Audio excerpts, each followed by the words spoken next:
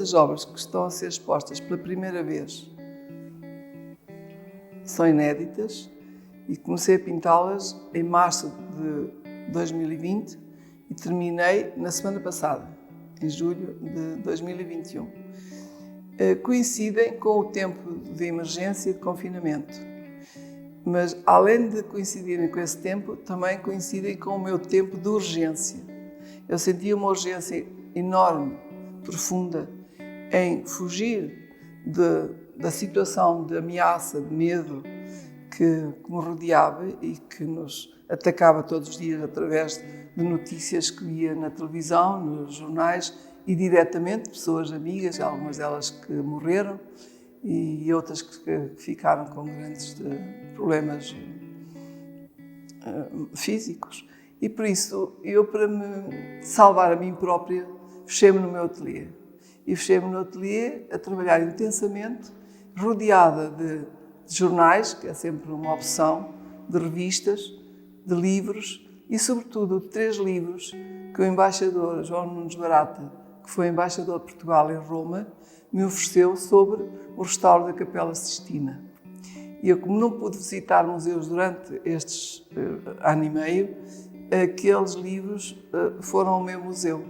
Ao mesmo tempo, eu reparava que algumas daquelas figuras que eu encontrei em destaque e que o Miguel Ângelo pintou, sobretudo aquelas figuras mais dramáticas que ele pintou na Capela Sistina, estavam diretamente ligadas ao drama dos migrantes, porque ao mesmo tempo que a Covid atacava o mundo, nós estávamos sempre a ouvir notícias muito dramáticas de seres humanos que andavam à procura do seu lugar e que muitos deles eram empurrados e muitos deles morreram recentemente, muito recentemente. Centenas deles ficaram afogados e outros eram maltratados. E é das cenas que mais me impressiona vê-los em campos de concentração, porque aquilo são campos de concentração sem futuro.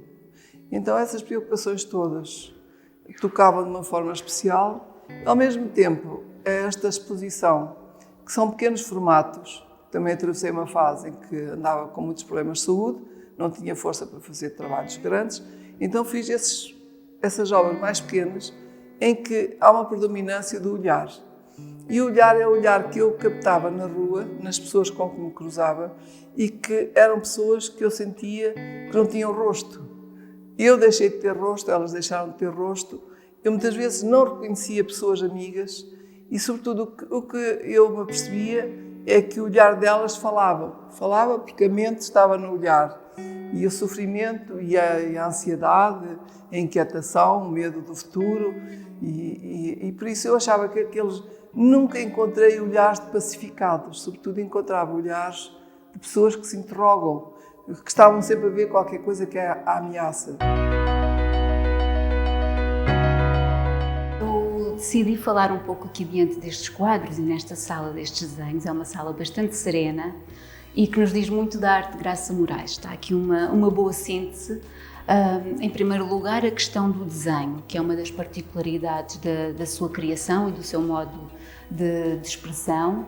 E estas telas, apesar de ser sobre tela, de facto o desenho é um meio privilegiado da pintora se exprimir.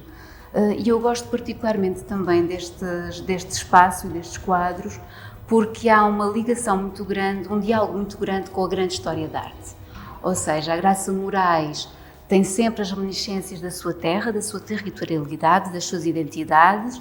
Conseguimos antever aqui nestes tons de terra, as terras de trás dos montes, os tons da montanha e das serras que rodeiam as suas paisagens, as paisagens da sua aldeia. Mas também temos aqui um diálogo direto e muito consciente com um grande mestre da história da arte, Miguel Ângelo, e é interessante que a Graça, inconscientemente ou não, acabou por selecionar desse mestre uma série de pormenores relacionados com a representação do Gênesis, que Miguel Ângelo desenhou e pintou na Capela Sistina, e o Gênesis parece-me particularmente simbólico nesta exposição. Este prazer que eu sinto em olhar para os jornais e querer fazer uma intervenção sobre os jornais nasceu na minha infância.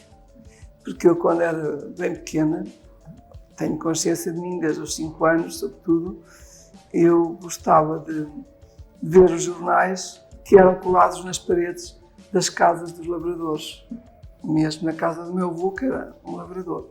E essas paredes, como eram muito escuras, porque acendiam-se as fogueiras para curar o fumeiro, as paredes sempre ficavam pretas.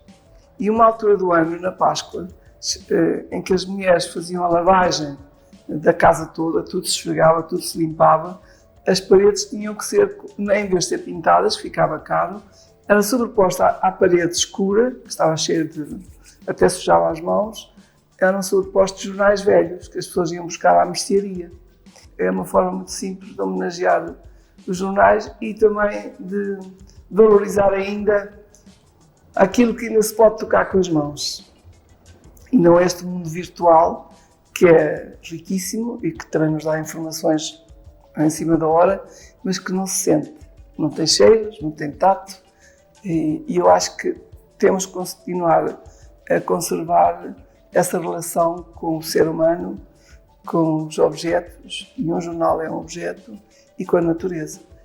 Porque eu se vir um filme maravilhoso, vejo muitas vezes na televisão, sobre a natureza, não é a mesma coisa que atravessar estas montanhas, Trás-os-Montes, e até descalçar-me e sentir a terra nos meus pés, não é? É completamente diferente. E é muito bom que os jovens, sobretudo, sintam que o mundo virtual é importantíssimo, mas a rapidez do mundo virtual pode ser muito prejudicial e pode afetar a riqueza dos sentimentos e, sobretudo, o pensamento, porque é tudo tão rápido que as pessoas não têm tempo de meditar na sua vida e no pensamento. E o pensamento leva muito tempo a encaixar dentro da nossa cabeça. E agora no outro cérebro que se fala, que são os intestinos, não é?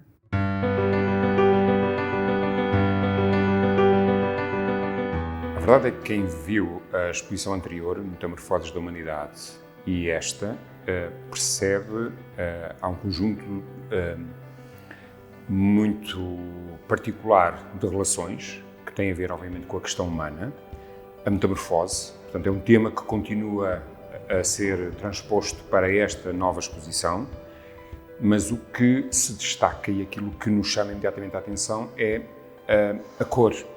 E, portanto, há uma grande diferença, há quase um abuso da cor nestes trabalhos mais recentes relativamente àquilo que foi a exposição e toda a série do trabalho da Metamorfoses da Humanidade. E, portanto, a Graça apostou desta vez muito na cor. Há claramente uma intenção em trazer a cor de volta. Mas a verdade é que a linha que liga depois este conjunto de trabalhos, ainda que a maioria sejam todos eles inéditos e feitos e produzidos em 2020 e 2021, trouxemos também para a exposição obras de 2018 e 2019, mas aquilo que as liga e que as une, e aquilo que realmente chamou quando vi pela primeira vez as obras no ateliê, foi o olhar das personagens. E, portanto, de alguma maneira, há uma linha condutora que é comum em todas as salas, nas 7 salas, precisamente o foco que é a linha do olhar. E esse olhar é muito dispar. Nós vamos encontrar as mais diversas formas de olhar, desde a desconfiança, o medo, o segredo, o espanto.